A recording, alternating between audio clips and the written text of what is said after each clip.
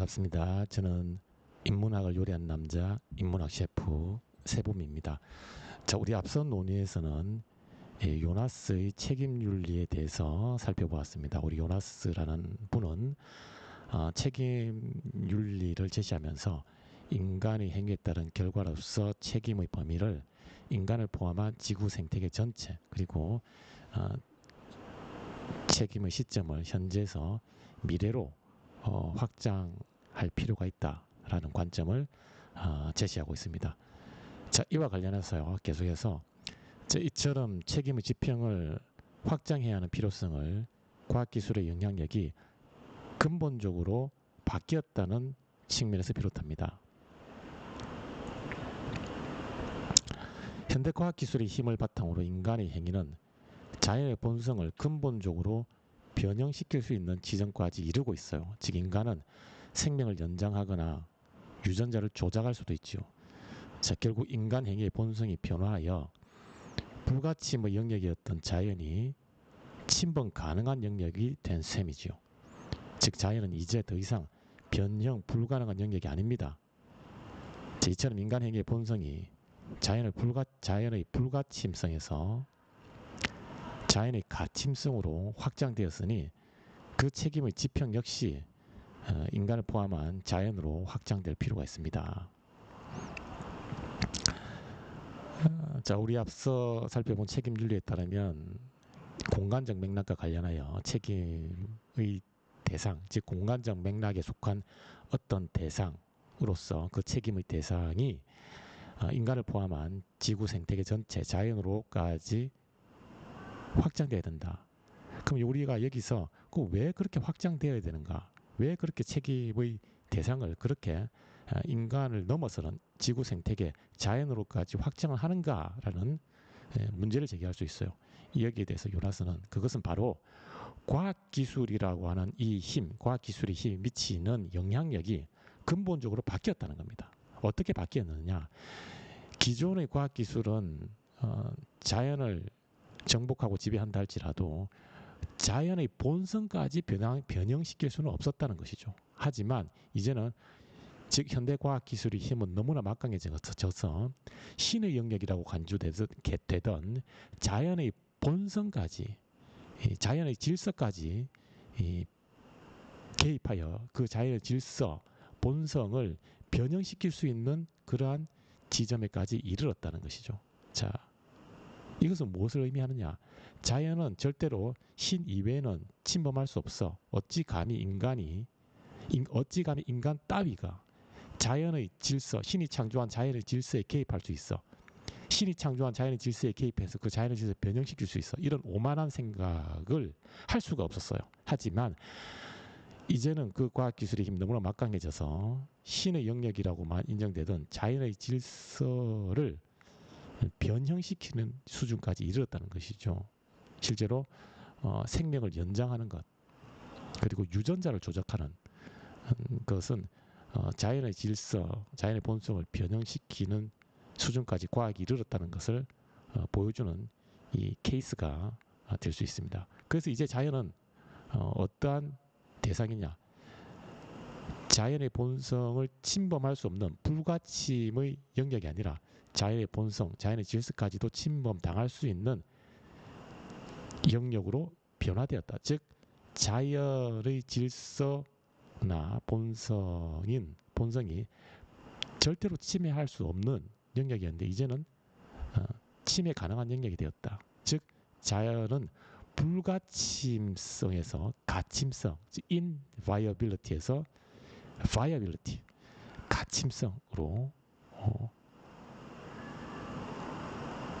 변화되었다. 이러한 변화는 바로 과학기술의 영향력이 그만큼 커졌다는 것이다. 이렇게 과학기술의 영향력이 자연의 본성과 질서를 변형시키는 즉 자연의 가침성으로까지 확장되었으니 막강해졌으니 인간에 대한 책임 역시 인간은 물론이고 그 자연, 지구 생태계까지 우리가 책임의 범위를 넓히는 것은 너무나 당연하다. 이런 관점입니다. 자, 이어서 우리 앞서 책임윤리의 그 특징에서도 살펴봤지만 책임윤리는 공간적 맥락과 관련한 대상을 인간을 포함한 지구 생태계뿐만 아니라 시간적 맥락과 관련해서 책임의 시점을 현재에서 미래로 확장을 하고 있어요. 그럼 왜 이렇게 미래로까지 확장을 해야 되느냐? 라는 문제가 제기될 수 있겠죠. 이와 관련하여 우리 요나스의 견해를 한번 살펴볼게요. 자, 이뿐만 아니라 우리는 현대 과학 기술을 적용하는 행위의 결과를 예측할 수 없습니다. 과학 기술은 공간적으로 광범위하게 영향을 미칠 뿐 아니라 시간적으로 멀리 떨어진 시점에까지 파급 효과가 발생합니다. 자, 그런데 우리는 결과의 예측 불가능성에 직면하고 있지요. 자, 나아가서 끊임없이 적용을 강요받고 있어요. 즉 인류가 기술에 대한 통제력을 상실했다고 볼 수 있어요. 자, 그러면 생태계 전체가 파국적 종말에 직면합니다.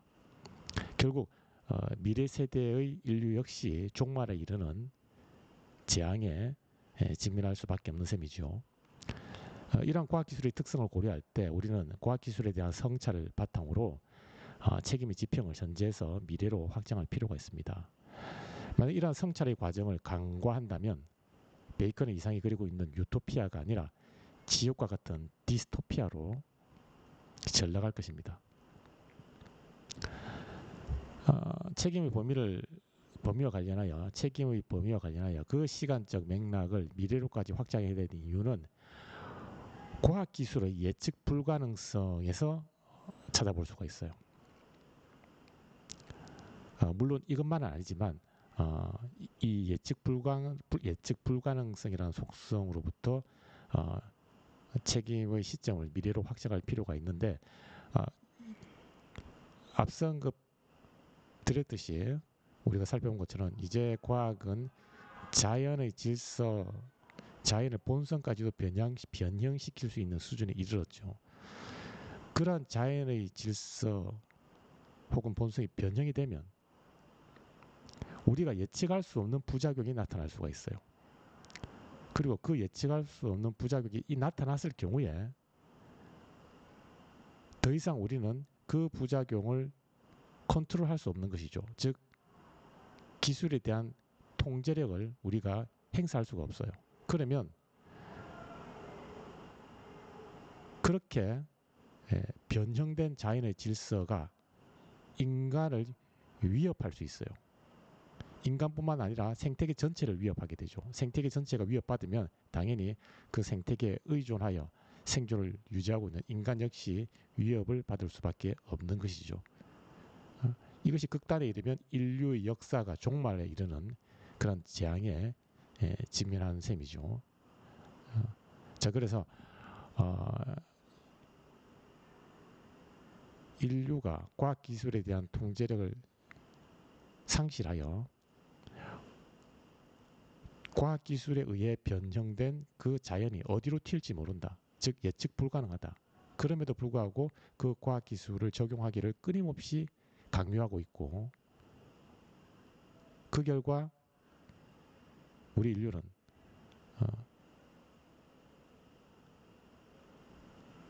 예측 불가능한 과학기술의 영향력에 대해서 더 이상 통제할 수 없다.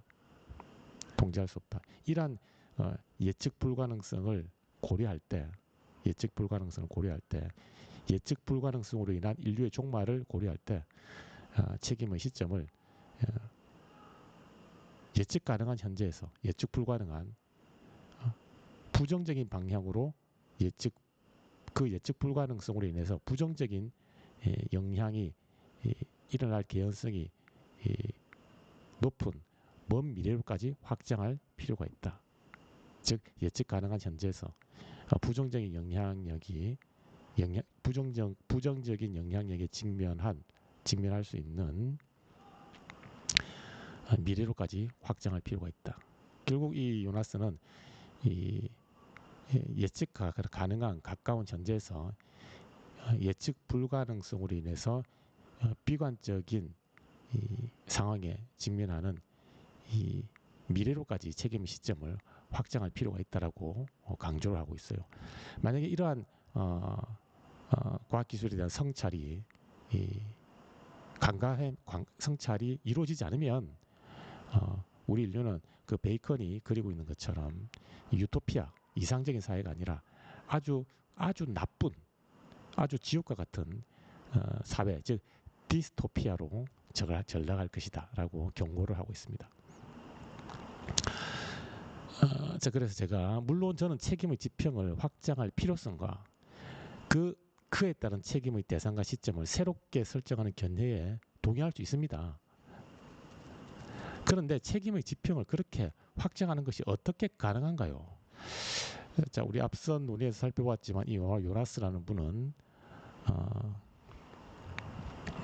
과학기술의 영향력이 자연을 변형시키는 지점까지 이르렀기에 책임의 대상을 인간을 포함한 지구 생태계 자연으로까지 확장해야 되고, 그리고 과학기술의 예측 불가능성으로 인해서 예측 가능한 현재에서 예측 불가능하지만 비관적 가능성이 살아있는 미래로까지 책임의 지평을 넓혀야 한다라는 관점을 취하고 있어요.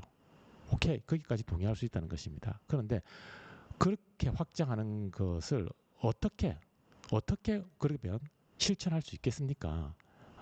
당신이 책임의 지평을 그렇게 확장해야 되고 왜 확장해야 되는지 설득력 있게 잘 설명을 해주셨는데, 그렇다면 당신 말처럼 우리가 책임의 지평을 확장해야 되는데 so what? 그래서 어떻게 그것이 가능합니까? 라고 제가 구체적인 방법 how to에 대해서 질문을 했습니다. 문제를 제기했죠. 자, 여기에 대해서 우리 요나스는 책임의 대상을 인간 사이의 상호관계에서 자연, 즉 지구 생태계로 확장하기 위해 미리 갖추어야 할 선결 조건으로서 생명을 바라보는 기존의 관점, 즉 기존의 생명관을 포기하고 폐기하고 새로운 생명관을 마련해야 합니다. 자, 먼저 책임의 대상을 인간을 포함한 지구 생태계 전체를 확장하는데 이거 어떻게 가능한가?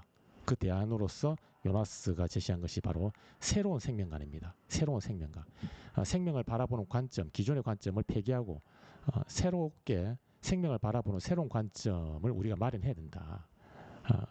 그 관점이 과연 뭐냐라고 문제를 제기할 수 있죠. 자, 여기에 대해서 우리 요나스가 폐기해야 할 생명관은 데카르트의 이원론적 사유에 바탕을 두고 있는 생명관입니다. 즉 데카르트는 실체를 정신적 측면과 물질적 측면으로 이원하고 인간을 정신적 실체로 범주하고 인간 아닌 생명을 물질적 실체로 분류합니다. 이러한 이원론적 사유는 인간 아닌 존재의 생명을 기계적 법칙의 지배를 받는 물질로 취급하여 배려와 책임의 대상에서 제외하는 파국으로 이어져 그 결과 지구 생태계는 파괴되고 생태계의 한 구성원인 인간 역시 파멸의 위기에 직면합니다. 인류의 종말은 현실이 되어가고 있습니다.